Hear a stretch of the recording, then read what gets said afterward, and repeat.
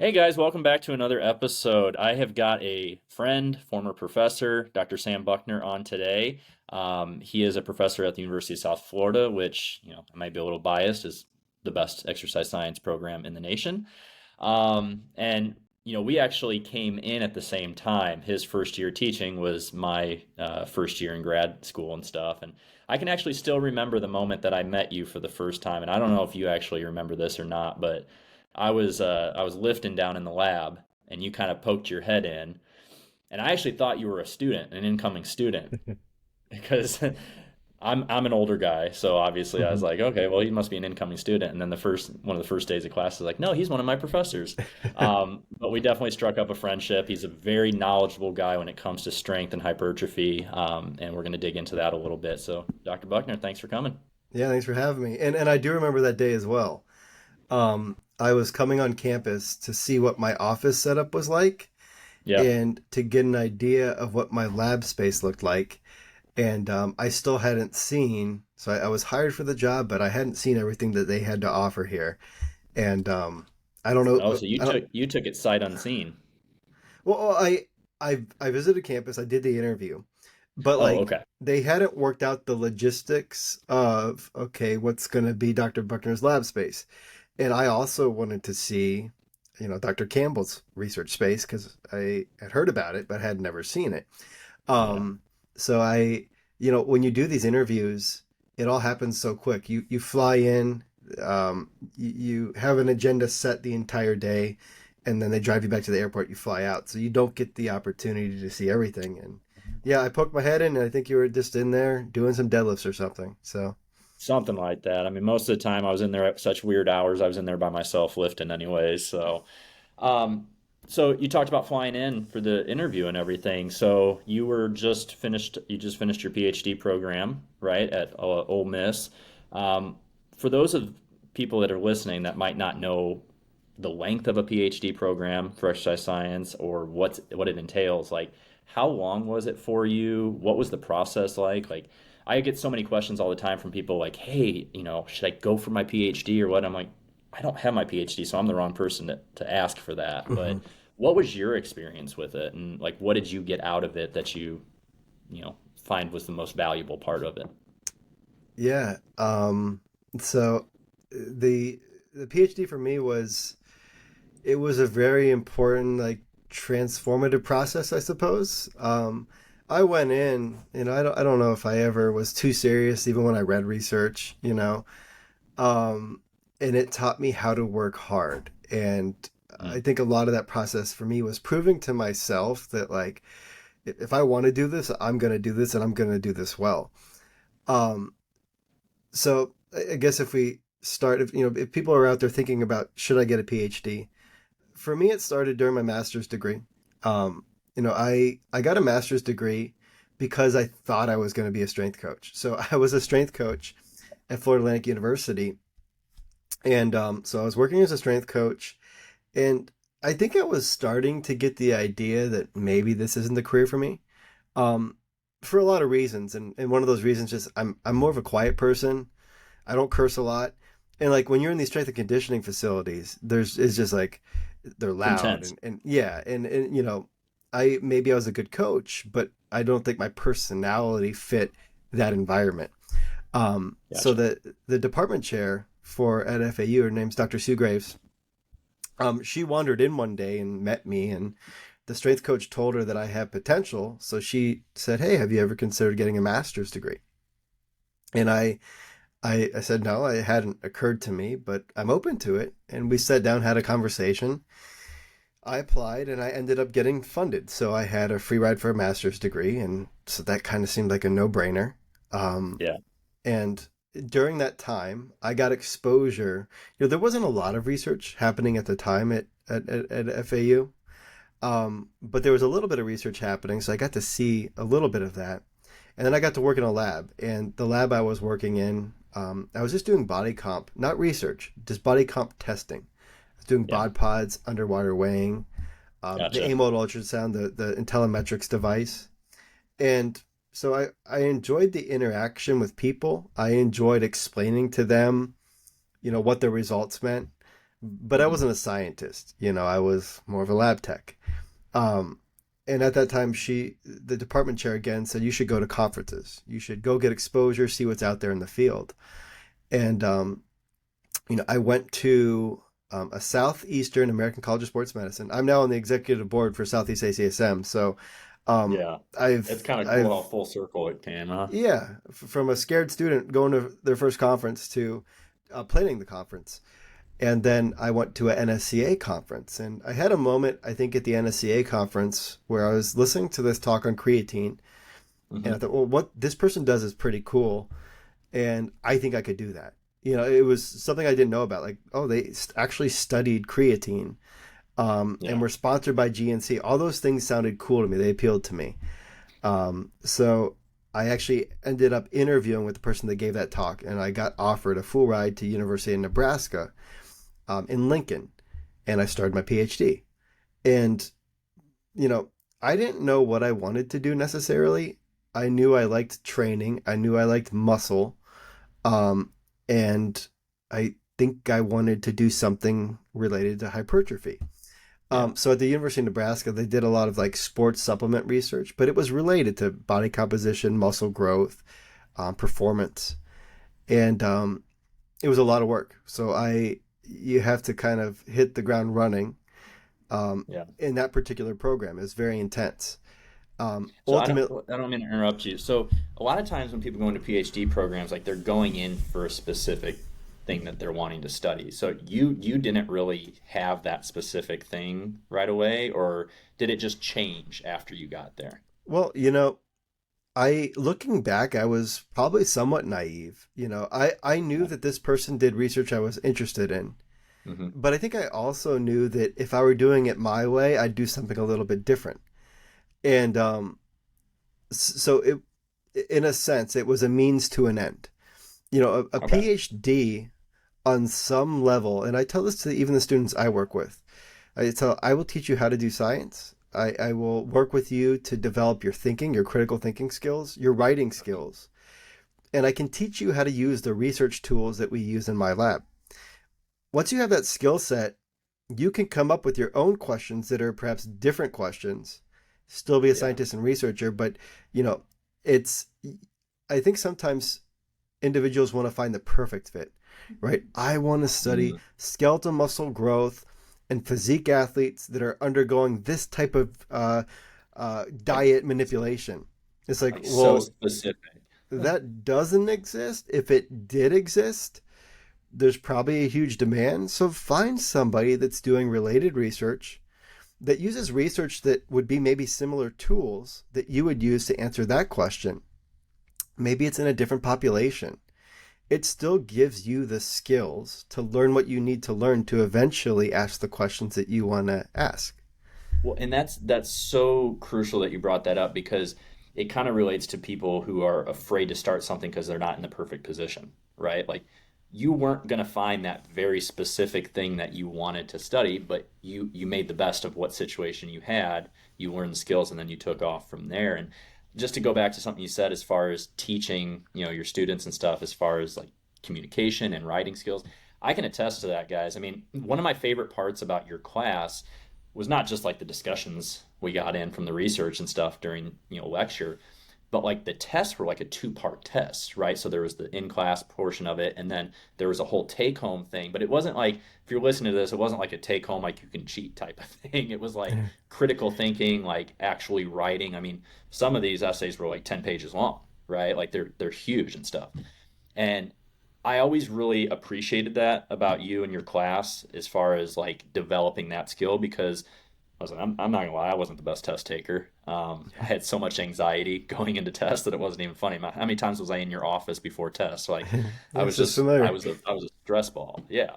And, but I really appreciated that because it gave me a chance to display my actual knowledge and stuff through the writing and comprehensive stuff. So the fact that you take that time and you add that as an element of your class is just invaluable. So, Well, I think developing thinking skills is, it's part of any education. Is you want to have that skill, and you know, in education, it's tough because what a student wants is tell me what's on the exam.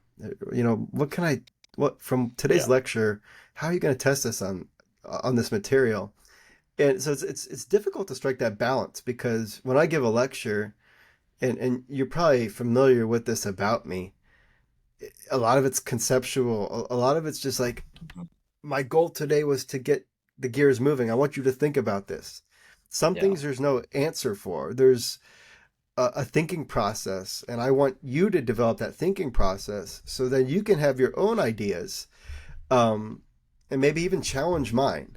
Uh, so I'm not perfect at that in no way in the classroom, and it's something I always want to get better at. Hmm.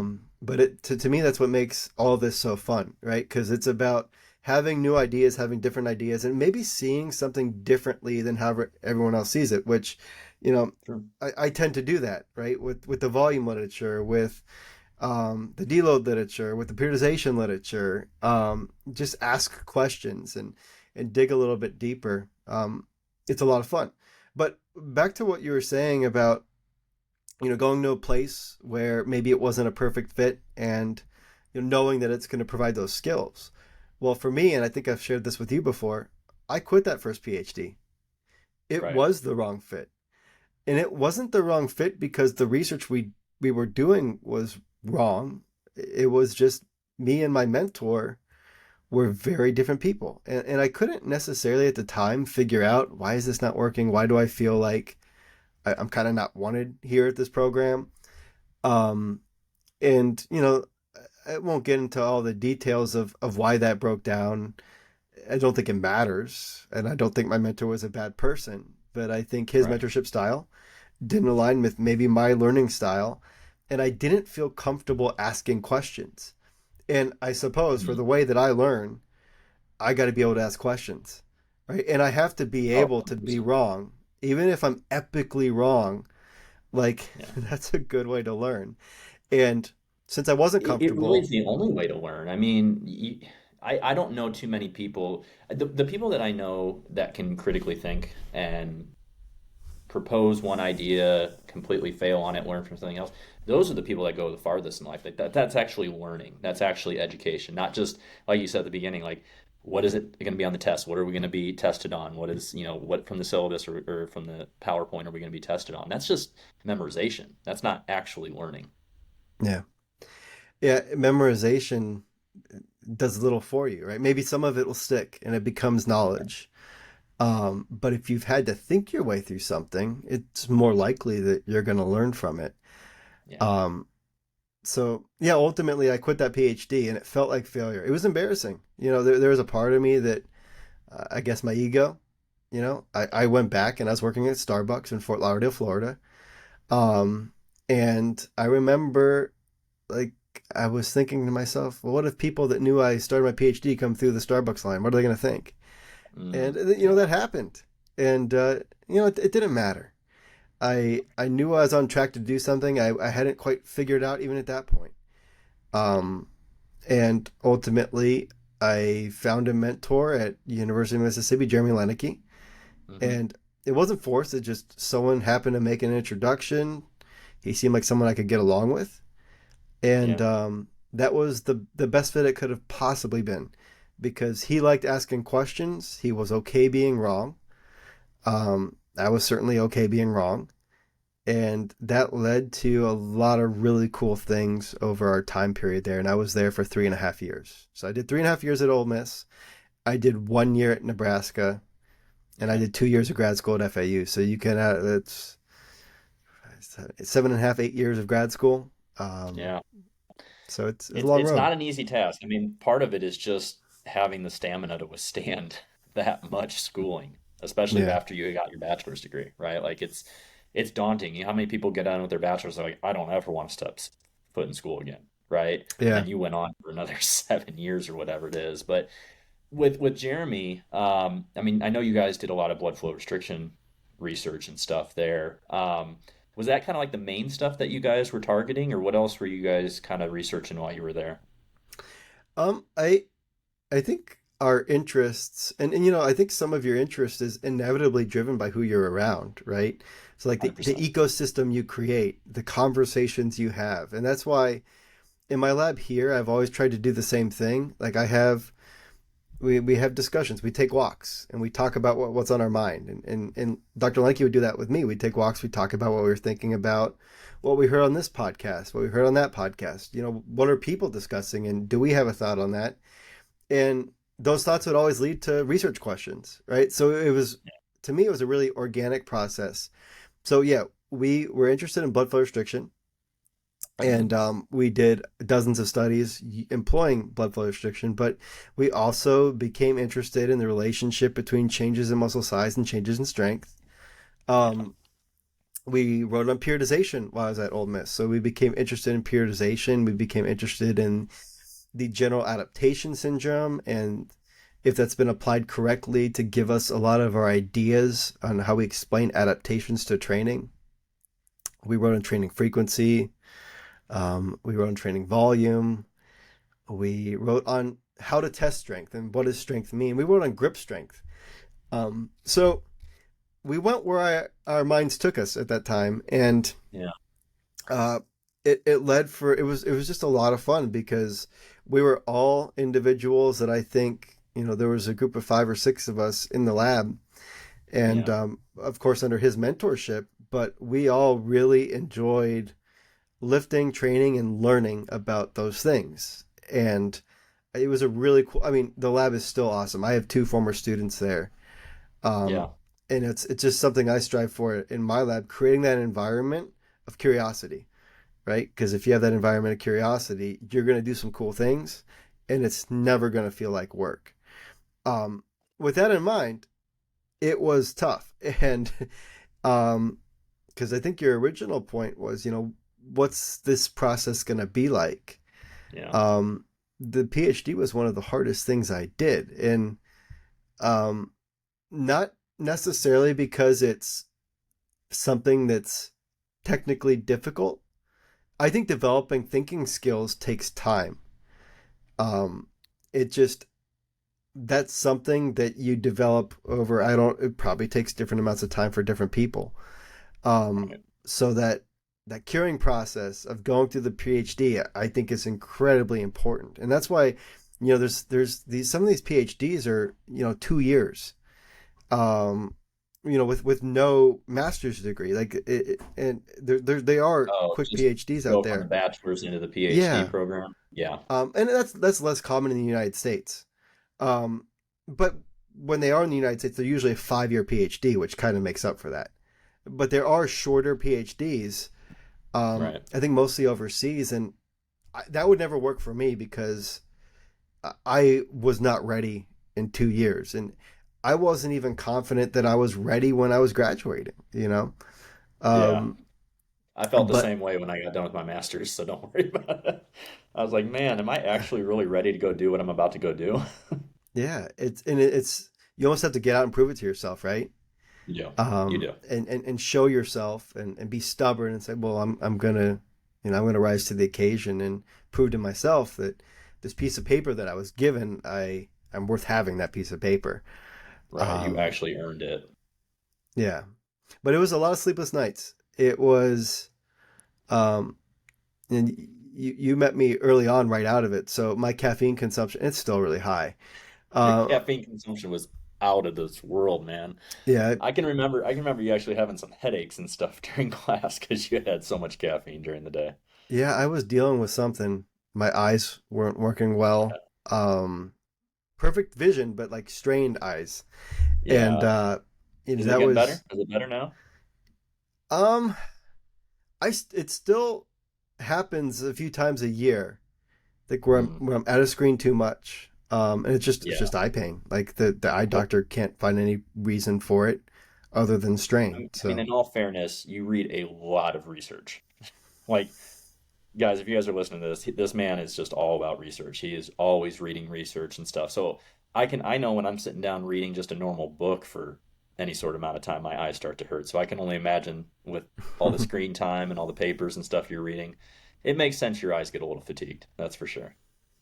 yeah, and I think the just the number of years that you do that, you know, just like training, I guess you need a deload. You need to take a little time off and read a little bit less. Um, But yeah, I think if people are considering it, um, I have different conversations with different individuals that are looking for different things, right? And Hmm. I I think if you're ever worried about is the workload too much, it may not be the time to do a PhD, because I think it needs to be approached with this is going to take the majority of my focus, Hmm. um, for a short, concentrated period of time. But in my opinion, that's what it takes to come out on the other end being an expert, because a PhD is in some way, shape, or form becoming an expert in a very tiny area, you know, and that's why I'm typically careful whenever I speak out in any other area. Right. I I'm pretty cautious, and a good example of that is my partner asked me early on in our relationship. She would always defer to me on things, and like it'd be like nutrition related things, or like just things related to science in general. And I would say, well, I think you know a lot more about that than I do, right? And Yeah. I explained, just because I have a PhD doesn't mean I know more about you in every area. I know more Right. about you. In theory, I know more about one tiny area than you do. Outside of that, there's a good chance you know more than me. And Right. you become an expert, but you almost decrease your knowledge in every other area because your focus becomes so extreme, and Yeah. you neglect a lot of other areas in the pursuit of knowing this one little tiny area as best you can. You So yeah. specialize in it. And I think that's a really, really good point you brought up about, yeah, okay, maybe there's one or two areas, right? Like I know probably more because I specialized in that. So people that are listening to this, like if you're watching all these people on social media with like PhDs that are telling you stuff completely out of what their scope of practice is, like that should be a red flag to you. Not saying that all of them are wrong, right? But take it with a grain of salt, right? Because this man had contributed what 7 years of his life to like one thing, right? And he even just said it himself, like he blocked out a bunch of other stuff. These PhD programs are so intensive that you can't generalize in a lot of stuff. You have to specify and stuff. So I just get really upset with people on social media, like PhDs that are going way out of their lane, and they're like, "Well, listen to me because I got a PhD." Yeah. It's like, okay, I'll listen to you in whatever your PhD is actually in, but that doesn't mean I'm going to listen to you necessarily about something that's completely off course, right? So Yeah. that's just a really important distinction to make because a lot of people that will listen to my podcast and other people's podcasts, they're getting into nutrition or training for maybe the first time, or they're just really digging into it and wanting to know more. And this isn't their life. There's not like you and me that went to school for this and everything. Like they want to know the best information, and fortunately, there's such a saturated market out there that the loudest voices are usually the ones that get through, but they're not always the one that's the most correct for your situation. Yeah. And I also think, because I was having a conversation recently on this topic, um, and I think on a different podcast I brought it up as well. Um, I think social media, at least scientific communication on social media, exists in a different way than it does in actual science. Um, and Mm-hmm. and I'll give my example. In my area, skeletal muscle growth, resistance training, adaptations. Um, if and I used on my last podcast, I used the example of rest periods. You need to rest a long time to maximize muscle growth, because resting longer allows you to perform more volume, which is going to allow you to see more muscle growth. That is the take you'll see on social media from communicators on muscle growth and rest periods. And that take, I think, this is my opinion, Mm-hmm. is the popular take. So the most influential, the science influencers, that's the take that they communicate because it's the most popular take. But the science on social media is never as nuanced as actual science, right? If you go to a conference and you get a group of resistance training researchers into a group and ask them about rest periods, it's not going to sound how it sounds on social media. So my theory, David, is that you have your muscle researcher with the most followers, and everyone's take is whatever their take is. And that actually ends up being very little nuance in the scientific communication um, on social media. And I think that's probably why I'm doing more podcasts because, I think we need to be a little bit more representative of, there's no authority or expert. No one owns like in my area, muscle growth, right? Right. There are so many experts with different takes that are so interesting. And I think they should all be part of the conversation. And Hmm. I don't think we should, things become very authoritative on social media, especially with more They and do. more people getting PhDs. I think to be an authority figure, and I don't want to be an authority figure. I want to be an inquisitive mind that asks questions and has ideas. And I don't Yeah. think social media always lends itself to that. Well, it's a very healthy mindset to have towards it, and I think in the long run, it's obviously the most productive. Um, Unfortunately, and I was having this conversation with another one of our coaches yesterday. We did a Facebook Live for our clients and stuff, and we were talking about the role of social media, and it's literally there to just numb your mind and distract you. So like people It's don't true. that, and that's the problem with minds like yours and other people, other prominent researchers in the field, is that people's minds aren't geared to think that much, right? Like you and I, we started talking a little bit ago about how critical thinking is such an important part of what you teach to us, to your students, right? And what you try to portray. Um, but that's not what the average person in America is thinking. They don't have time for that, which is unfortunate because then they start falling into this trap of just listening to the loudest voice or the most authoritative voice out there. And I mean, yeah, like is rest period important for muscle growth? Yes, but they're not getting the full spectrum of why it is. It's just a short little clip. Now, Yeah. can that be helpful for someone who's just looking to maybe clean up their training a little bit and get a little bit more production? Yeah, but for someone who's interested in learning a little bit more about how their body works and actual growth, like you said, it's a very just small part of the piece of the puzzle. And I'm Yeah. glad to see that you are getting on more podcasts. I've actually been really excited the last few months seeing the different clips you're putting on. I'm like, all right, he's getting in, he's getting out there, he's getting his voice Just a out there little because bit. it's an important voice. And I'm not just saying this because you're a friend and former professor. Like you have a way of thinking about things that I think is very important for people to pick up on. Because you even said it yourself, and there's plenty of times during the program where you're like, "Hey, I don't agree with this study, but we're going to read it to see what their viewpoint Yeah. is, and then we're gonna talk about it." And those sort of discussions, I mean, among other things in this country, discussion is what's going to bring about growth, right? And unfortunately, with social media, it's like man, if you're not flashy and loud and authoritative in that 60 seconds you get on that reel on Instagram, you've lost it. So these long form podcasts are so crucial to get out there so that people can listen to them and just think of another way and just think beyond the surface level of stuff. Yeah. Yeah. I think it's something I also have to be cautious about. If I do ever, I think podcasts are a pretty safe thing for me because they're discussions. But Yeah. if the more you get snagged into social media, does it just increase the likelihood of becoming that? Like because that's the nature of Point. if you need to get the clicks, if your formula is not working, um, Mm-hmm.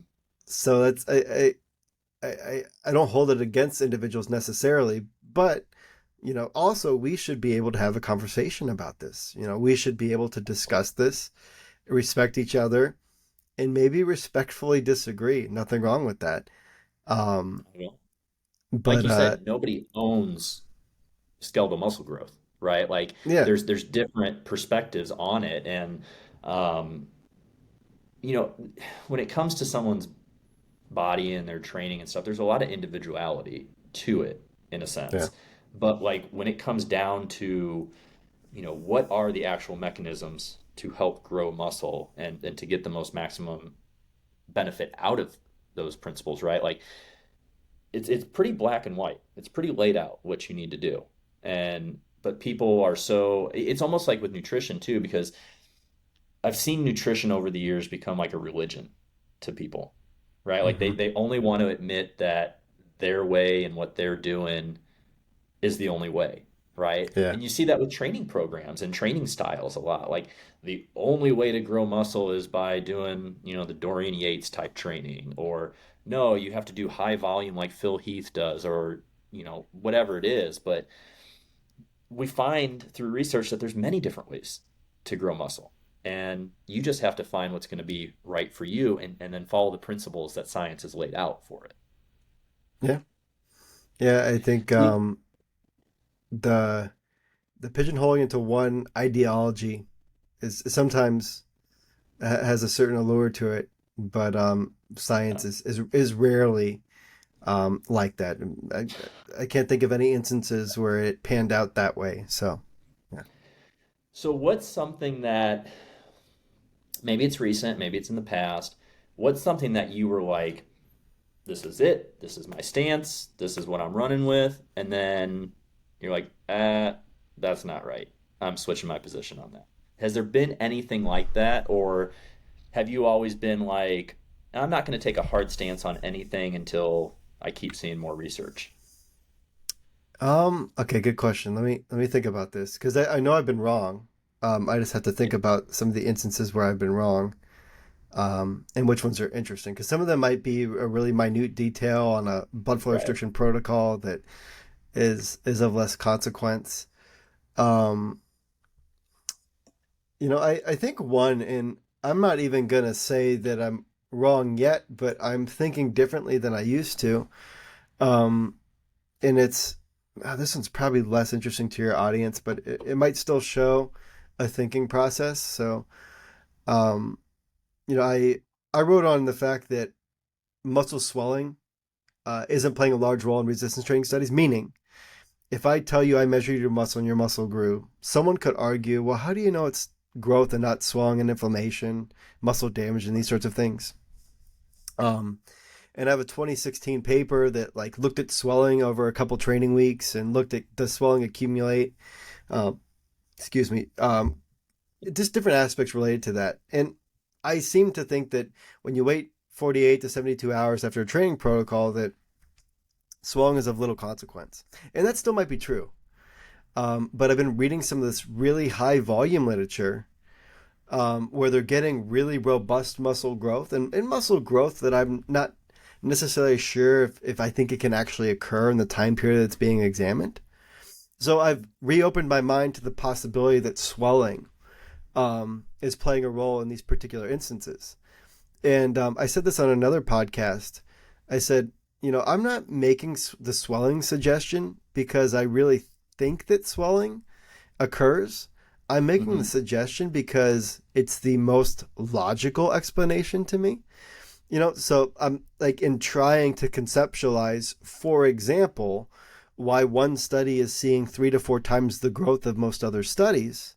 To Yeah. me, swelling makes more sense than the fact that you could make these little tweaks in your program and get exponentially better changes in your muscle size.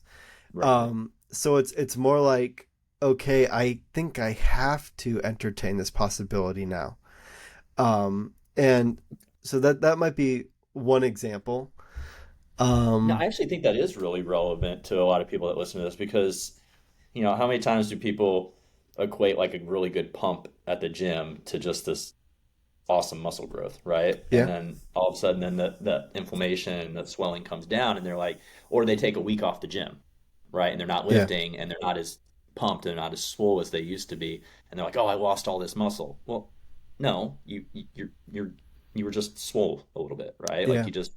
It's not that you just lost all this muscle right away. So I think that is pretty relevant. That's a really good example. Well, in the pump itself, um, so there was some content that came out a week or two ago, and by an influencer too, and I saw it, and it was the pump doesn't lead to more muscle growth. Don't chase the pump, right? So that was the messaging of the social media post. Gotcha. Okay. Um, and I read it and I thought about it, and then I saw other people post their iteration of it, and it was along the lines of, you can't predict growth by the pump, which maybe that's true, and it's because one study gets interpreted a certain way. What that Hmm. one study, if memory recalls, the people with the most swelling, the greatest pump, didn't grow the most, right? But I would push back to like the way that post gets interpreted is the pump's not important, right? Yeah. But I had a conversation. I that post went up, and I turned to Holly and I said, when you train, I said, name me one hypertrophic protocol that doesn't cause a muscle pump. And the reason I know this is we tried to design it in my lab during my PhD. We tried to come up with a protocol that would make you grow, that doesn't make you swell. And every Mm. single muscle growth protocol that is effective leads to a pump. So, Yeah. yeah, maybe you don't have to focus on maximizing the pump, but if you failed to get a pump, maybe that means you failed to train hard enough or deliver a hypertrophic stimulus. So this is I think a really great example of how the attractive post on social media is like, I don't care for it, because Yeah. what's flashy, what like people are like, oh, the pump, should I chase the pump? Well, everything that makes your muscles grow causes a fluid shift into the muscle, which I think is probably important on some level. It's not the causative factor, but it's involved in the Right. process. And to the people that aren't going to like if this gets clipped, I would pose the challenge: find one hypertrophic protocol that doesn't cause acute muscle swelling. And I don't think that protocol exists because low volume training Yeah. would probably not cause a, a fluid shift, an increase in your muscle size, but it also wouldn't cause growth. So, Mm. yeah, and we could find countless examples where, like, okay, I see why you made that post, but there's Right. so much more nuance and there's a discussion we could have around that post that I find so much more interesting than the clicky thing that we end up posting. Yeah. The clicky thing gets views, though. It sure does. Hey, I mean, Arnold always talked about chasing the pump, so there's got to be something to it, Oh, he really right? loved the pump, if I recall Oh yeah, he correctly. did.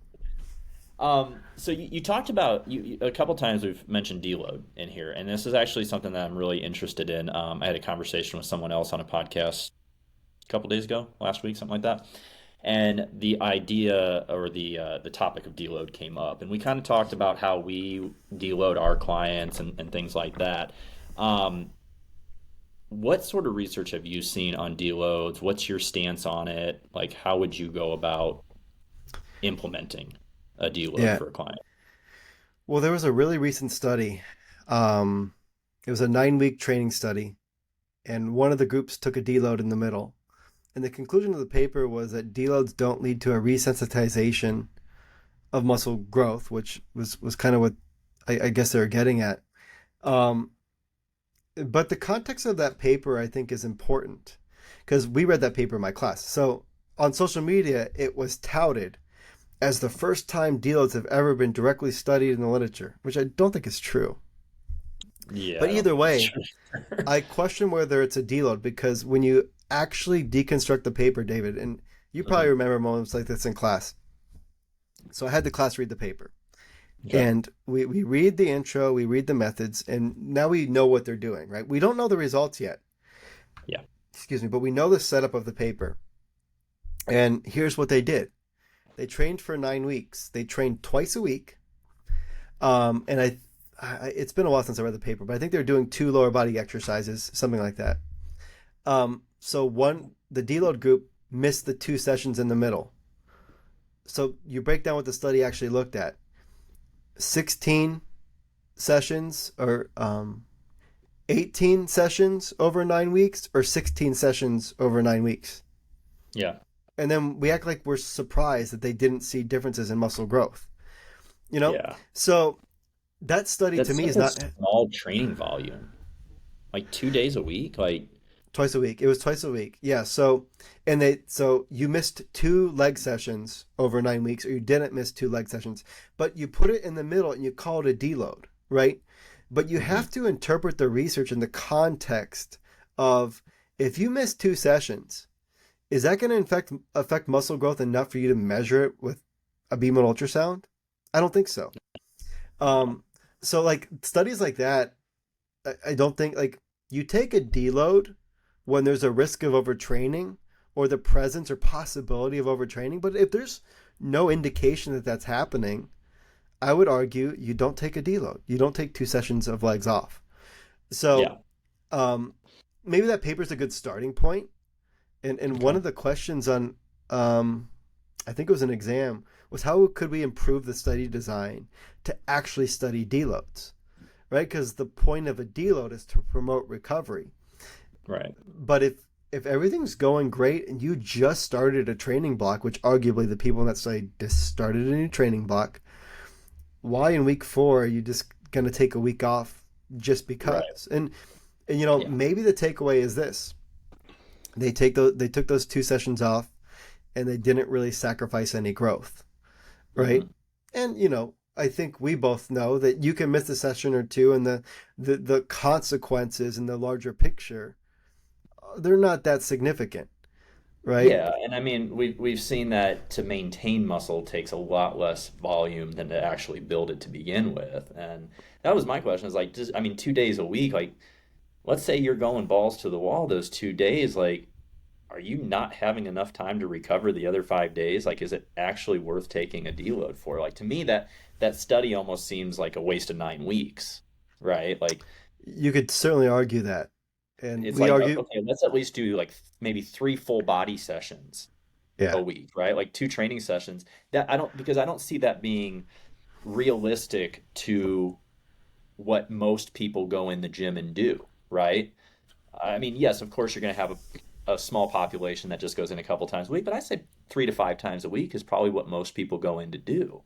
So I don't yeah, think that really tells you much of anything. And like you said, after 4 weeks, I mean, how I do deloads with my clients is I mean, I'll have an idea of when I think we might want to build a deload in, but like I'm going purely off of, stats, how they're feeling, numbers still going up, are they recovering well? Like I'm kind of taking more of a individual approach instead of just saying, hey, like week 7, we're taking a deload.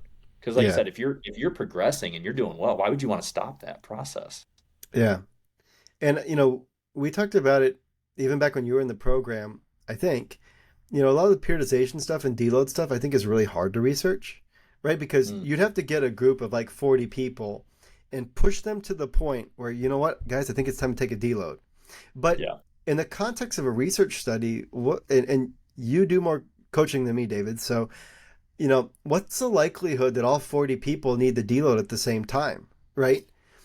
Very So, few, very little. so honestly, approaching this from a study design perspective is going to be difficult because a deload should be somewhat, in my opinion, I think it should be strategic. Now, you could pre-plan it because you anticipate, this training box a lot, and then after we're really increasing intensity and volume, I want you to take a rest week, and then we'll keep going. So maybe we could design studies that would have some merit to them. Yeah. But ultimately, for the coach, I think the coach has to be comfortable with, we don't have perfect research. What we do have is we have research showing that if you take a few sessions off, if you take a few weeks off, or if you take some time at lower volume, you're probably not sacrificing a whole lot. You're not going backwards, right? Right. So what I think the research only fits in to say you don't need to be scared to take this deload. But I don't think the research can say this deload's going to do this, this, and this for you in the Right. current state of how your body is, the current total stress and fatigue and all these sorts of things. I Um, think and what's tough, and you and I have both done research, so we know this. A lot of people that don't understand how research works is, obviously it takes money. It's yeah, hard to get a controlled group of individuals to stick with something for any length of time. You've got that aspect of it. Um, so to me, I think it would be great to be able to build in some flexibility in the study in terms of when they take their deload, right? But yeah, then that's also going to mean it's a longer study, which is harder to fund. It's harder to keep people involved in and stuff. And then it's like, okay, well, if someone takes a deload week 7, someone takes it week 10, like, can you actually use that comparative data?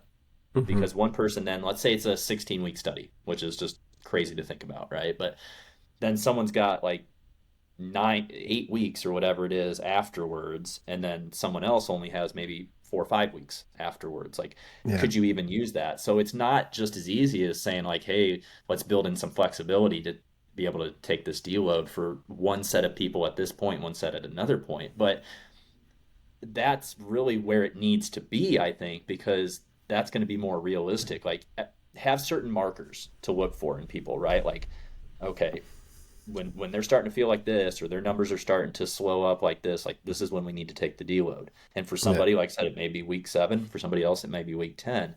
But have that kind of legitimate data to look at and then decide to do it. But I don't see you being able to do a study like that, and that's what sucks because Yeah. that would really be the most productive. However, it's never going to happen. So Yeah. On the deload study I mentioned, so it's by Coleman et al. It came out either end of 2023 or early 2024. I think 2023.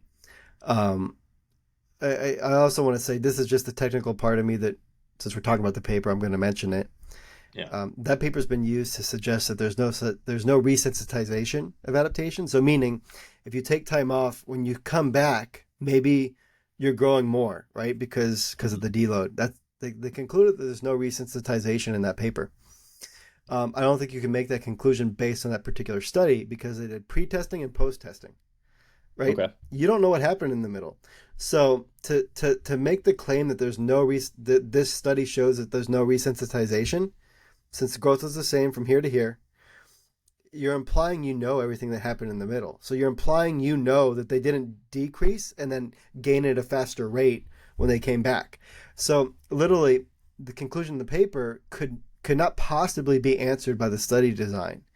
But it just kind of shows that sometimes we Yeah, take things and we run away with them. Um, that's such a you good point. all Yeah. you can know from that study is that over 9 weeks, training legs 18 times led to the same growth as training legs 16 times. That's, to me, that's what you can conclude from that paper. And maybe you could also Yeah. can conclude that missing 2 sessions in the middle doesn't have necessarily a measurable negative impact on growth. I mean, so what you would really have to do to support the claims that they're making with that is to then measure muscle growth between the start and week 4, and Yeah. then And measure it then from after the deload to the end, right? To see I what the would think bigger so. percentage is. Yeah. And of course, that's hard to pull off in a study. I mean, that's a lot more Very work difficult. involved. Yeah. So So, I'm not giving the authors a hard time on not doing that. But I right, would say you cannot make the conclusion that there's no resensitization. And I'm not even saying I think there is, right? right. But I am saying you can't make that conclusion based on how your study was designed. So, talking about, I mean, it's kind of a good segue into like, how do you actually measure muscle growth, right? So people will say all the time, like, "Oh, I gained all this muscle or whatever," but they don't have any scans, they don't do any ultrasounds, they don't do anything. So, like in your lab, what are you guys using to measure actual muscle growth? Yeah, so in my lab, we use B mold ultrasound and typically measured as muscle thickness. So measuring from the muscle bone interface to the muscle fat interface. Um, I've had this picture on my wall since I got hired, so it's really faded. Muscle bone interface, Yep. muscle fat interface at the top. So we measure that distance as a thickness. I think I I wish remember this had that a date on actually. it. Yeah, this has been up there. I have to Was retape that it your now. bicep? Was that your bicep? Yep, Yep, I remember that. yep. I This is remember my that. bicep from 2018.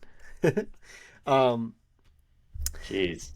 Man, so that's a long time ago. yeah, if you'll remember, everyone was running around with these Polaroids when I got hired and tagging me in their. And when everyone sees an ultrasound image, they think that means Yeah, something else. But this is a muscle. nice. Um, but so yeah, we measure muscle thickness, and I think that is important to talk about because we wrote a paper recently.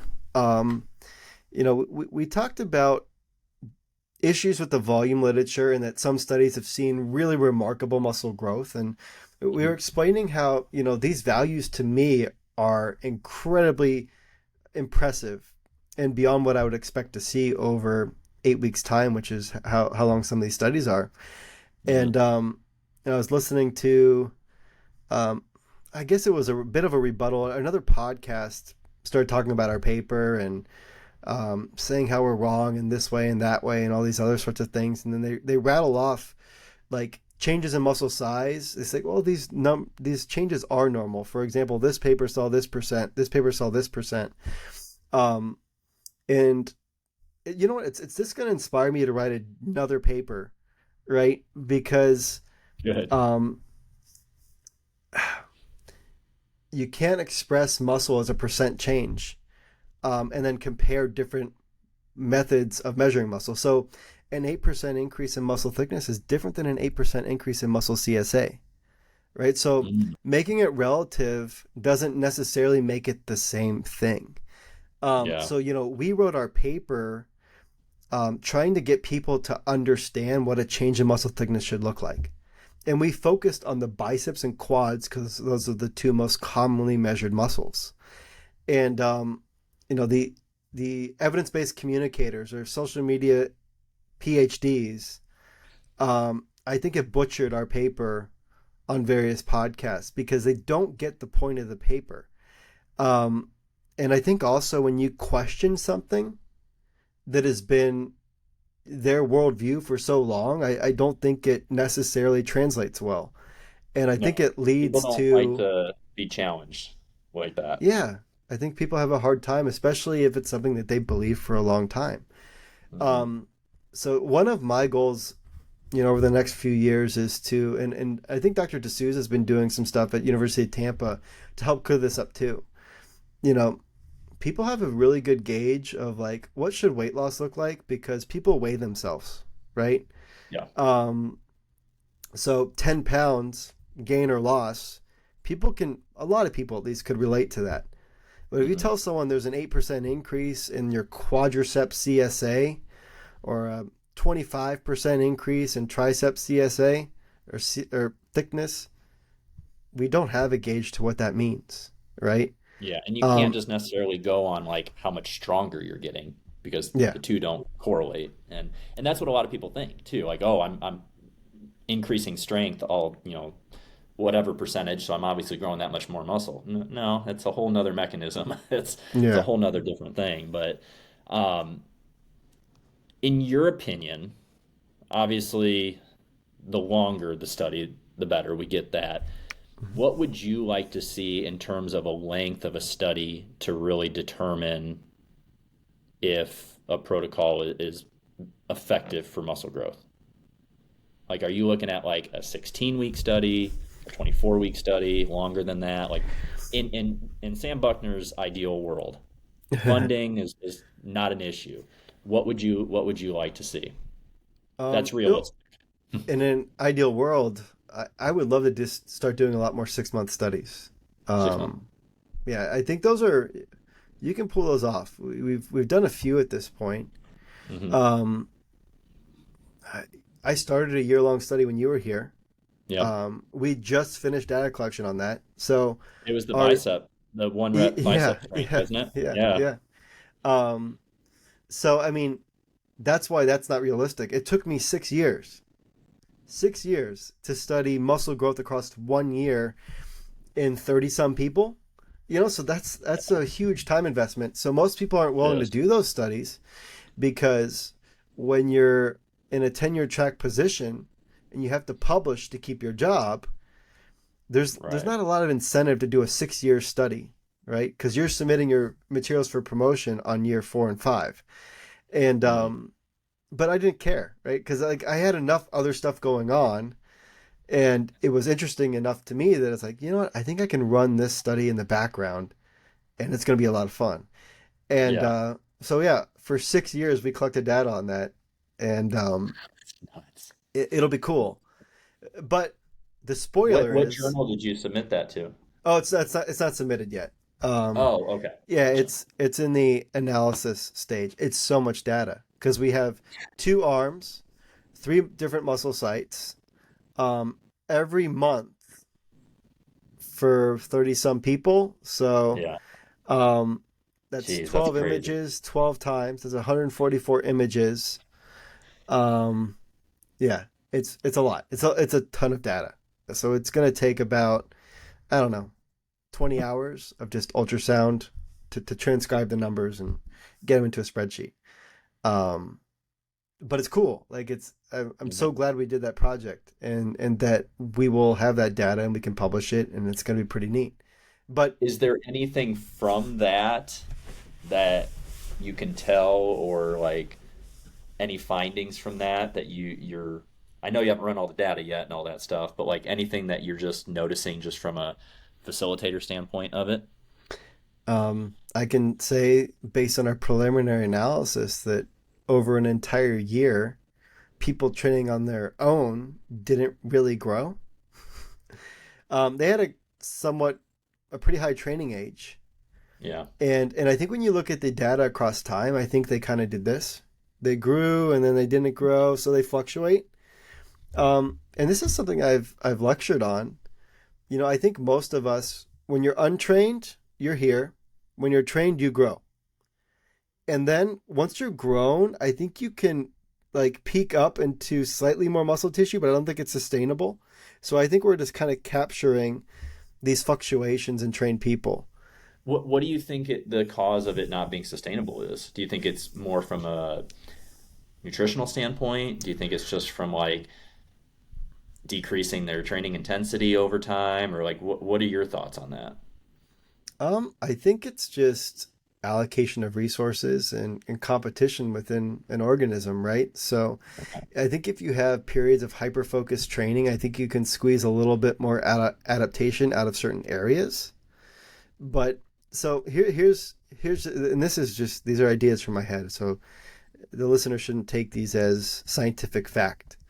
Okay. Um, if you go to the gym, David, and you're trying to maximize growth in your chest, your triceps, your biceps, your quads, your hamstrings, and your calves, and your lats, you are trying Throw the to, traps in there too. yeah, in the traps, right? So you're training in the gym, and your focus is all of these areas, right? And you are trying to allocate new resource to fund growth in all of these areas.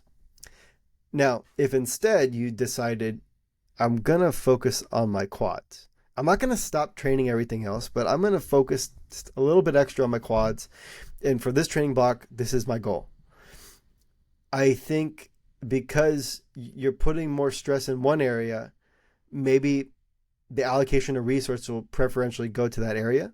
So maybe because now you've toned down everything else, Yeah. maybe this gives your quads a little bit more of the, we'll just call it adaptation energy, which I'm not saying I think is a real thing, but allocation of resource, maybe we can bring up our quads.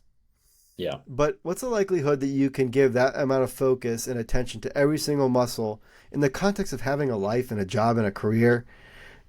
You can't. And I kind of think Yeah. of it from like a business standpoint, right? So if like a business is going to start allocating more money towards a specific department, Yeah. like area, right? Doesn't mean the other ones are necessarily going to suffer that much, but they're going to suffer a little bit. Like you Yeah. only have so much energy, so much attention that you could put towards something. And, there's the whole systemic issue. Like you can't overload your body too much. I mean, your body's going to get to a point where, we're not robots. You can't just keep going and going and Yeah. adding volume. I mean, especially if you're natural, right? And you're not taking performance enhancing drugs that can help you recover at a quicker pace. So, that understanding volume and appropriating it in certain places and stuff. I think that's a really important topic for people to understand. And, I think it's really good that you brought up, taking a training block and maybe just focusing on one area. Like, if you have a strong area, like if you're trying to build up your whole body and stuff like that, and you have a really strong area that it doesn't seem to take much volume for you to grow in,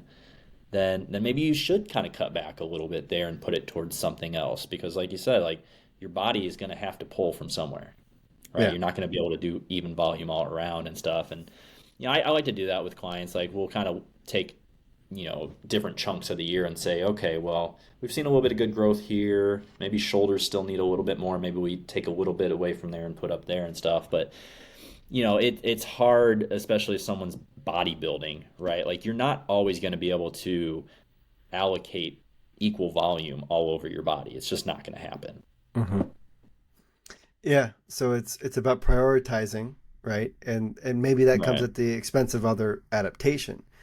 And maybe we can only adapt so much over a certain period of time. And maybe certain adaptation comes at the cost of other adaptation.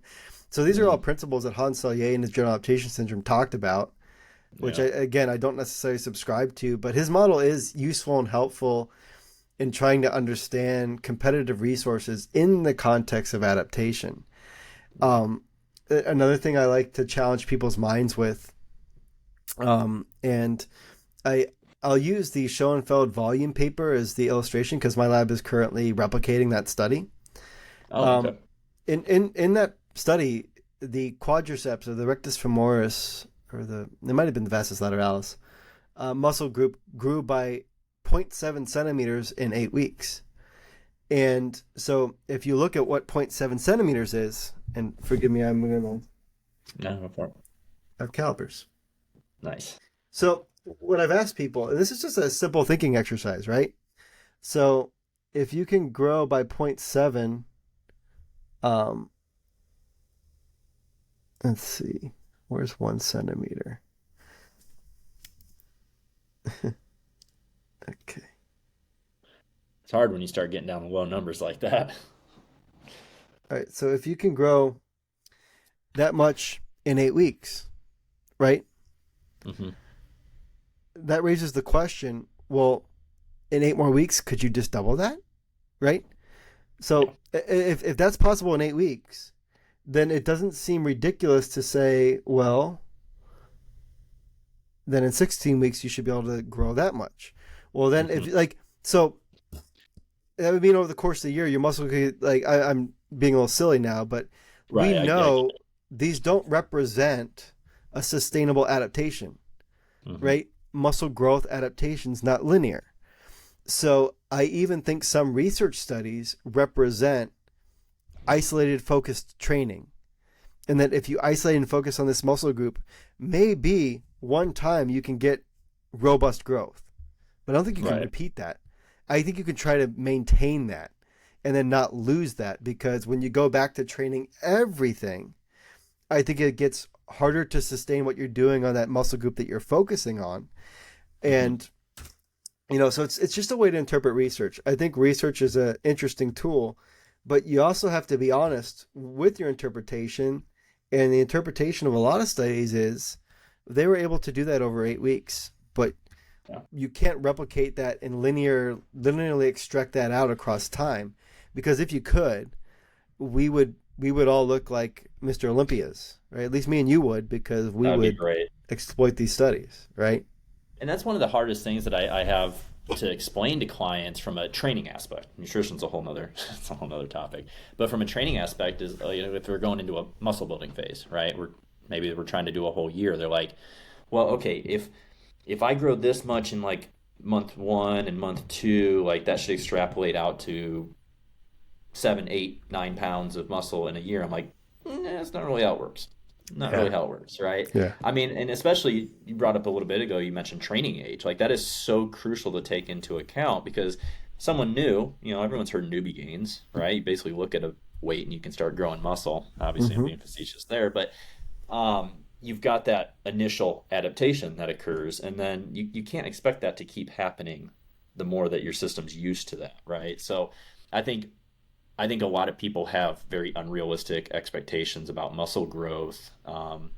Maybe not long term, but in terms of the amount of time it's going to take them to do it. And listen, Yeah. I've lost plenty of clients that never signed up because I was honest with them and said, hey, you're not putting 20 pounds of muscle on in a year. You're not putting 20 pounds on in 2 years, right? Like this is a long term goal that you have. And some people, I think, once again ties back to social media and just all the garbage and stuff that's on social media. I mean, you'll see people that will advertise like, "Hey, this client of mine gained 10 pounds in 2 months or whatever, 10 pounds of muscle in 2 months." It's like, yeah, if you really look at it, okay, they're probably talking about lean body mass, which we know is not just pure Yeah. muscle, but they're also not. they're not being forthright with what the Yeah. information is, and they're just preying on people's lack of knowledge. So being able to get guys like you on here and girls as well that are like really, really into this, into studying, and want to actually explain this to people, this is huge. I just want to thank you for your time. I know that you're a busy guy and you got a lot Mhm. of stuff going on, but what just kind of briefly, like what are you guys doing in the lab right now? Like what's your main focus in your lab right now? Yeah, so we're 2 semesters into a training study that we're replicating. It's from the Schoenfeld lab, dose responsive volume. So Okay. people are coming in and they're doing 1, 3, or 5 sets per exercise of 7 different exercises, and we're measuring muscle growth in the quads, biceps and triceps, and we're going to compare muscle growth across time. And it's because we've read the original research and we're really impressed by it, so we want to see if we can replicate it. And we've also put in additional post testing because we think swelling might have played a role in the Mm, initial post testing measurements. okay. Um, so we're Is this working one on of the that. studies you were talking about at the beginning that was just like a huge difference in growth than you've seen from other studies? Yeah, so they saw about zero point 0.7 centimeters, which was kind of the example I used with the calipers. Right. Um, when you typically are seeing zero point 0.1, zero point 0.2, and then like zero point 0.3 and zero point 0.4 would be on the higher end. So like it's a Mm, really impressive change. yeah. So, you know, I think it's worthwhile to replicate because if we get the same thing, like, okay, wow, this really speaks to the importance of volume. If we Right. don't get the same thing, or if we find that it was swelling, then it's gonna temper some of how we communicate some of this data. And I'm open to either result, but obviously we're running the study because we're genuinely curious and want to see if we can replicate the finding. And Yeah. I do feel that on social media you typically get from what I've seen, like a high volume bias, and maybe that bias is warranted. Hmm. But I would be much more cautious of a lot of these really high volume recommendations. I think that area of research is evolving and changing, and I think there's a lot of good labs that are interested in asking these questions. Yeah. So we're doing that, and then we're running a few different studies just to look at acute swelling to various Okay. volumes. So the assumption is when you measure muscle growth at the end of the study that you don't have a lot of swelling, that you don't have a lot of inflammation. But those assumptions come from studies where they do 10 to 12 weekly sets, not studies where they're doing 45 to 50 some weekly sets. So, like, Wow. how different is the recovery, right? Right. If David, if you went through a week where you did 45 sets on your quads, right? I You wouldn't be know, walking 3 weeks after that, but are you sore 3 days later? Do you still feel inflamed 3 days later? And I've talked to a lot of people that feel like they've experienced that. So even right. though like I didn't, swelling wasn't really on my radar, not something I was thinking about, it got me interested, right? And now we're pursuing that in the lab, and we're looking at some other stuff related to just tracking growth with muscle thickness, with muscle CSA, Okay. um, different ways to show how these compare in absolute changes and relative changes. Because since our paper has been published, I've listened to people kind of, I think, misrepresent muscle growth by just throwing everything into the same bag. Like Okay. 8% changes in this is the same as the 8% change in that. Well, that's not the case. It doesn't work that way. And the best way I can demonstrate that is just by doing a study and showing people. So we're also working on Data that. data doesn't lie. And Yeah. your curiosity, and this is what I love about just people who throw themselves into research, is that like your curiosity is what's going to drive the future. I mean, and I say you, but I just mean in general researchers and stuff. And it's like, you know, it, there's nothing that can't be studied. It's just, how curious you're going to get, who's going to buy into it, who's going to fund it and stuff. So, there's a lot of great. I'm sure there's a lot of great research that isn't even published yet that could change the way that people think about stuff moving Yeah. forward. So if people are listening to this, definitely pay attention to Dr. Buckner and his lab. It's a great lab, but be open to new research. Don't be so dogmatic about any one approach. There's been plenty of things I've changed my mind on over the years, and just like he said, him as well. So, um, where can people find you? Are you going to start doing more podcasts? Are you going to any upcoming ones? I actually have two this week. So Nice. yourself and I have another one, which is, I mean, I've never done two in a week in my life. All right, Um, you're moving up big so time. so yeah, I guess on Instagram, which is just my name, Samuel Buckner. Hmm. Um, I can't promise I'm going to be doing lots of Yeah. podcast or content, but I do publish when we publish. I post it typically Right. on social media, and like to share those things. And occasionally I'll repost something with my thoughts. Like Hmm. for example, training at long muscle lengths has been kind of this social media craze, and Yeah. it's like if you follow the science of social media, you'd think this is a super evidence based thing to do. But when Hmm. you just follow the science of science, um, I don't think it's the same. You wouldn't get the same level of compelledness by the current state of the data. So, Okay. like, I've been posting a little bit on that just because I think it's a shame that we're telling people to let go of full range of motion. It's a very Yeah. dichotomous way to think. And again, it's It's just the silly. nature of social media is sometimes it's very dichotomous. It's A or B. Oh, A is better than B in this study. Therefore, Right. you always should do A and avoid B at all costs in every exercise and every we shouldn't be communicating these types of things. So, I've been a Everybody little wants. bit more vocal, and I've probably been more vocal because things are slipping in the wrong direction in some cases, in my Right. opinion. Hmm. And you know, I feel like it's somewhat my responsibility to speak up when I can. So Well, keep that voice going, man. It's great to hear from you. Great to talk to you. Guys, I'll put all his information down below. Definitely give him a follow, especially like you said, when new research comes out, he likes to talk a little bit about that, and he'll always post his research from the USF Muscle Lab.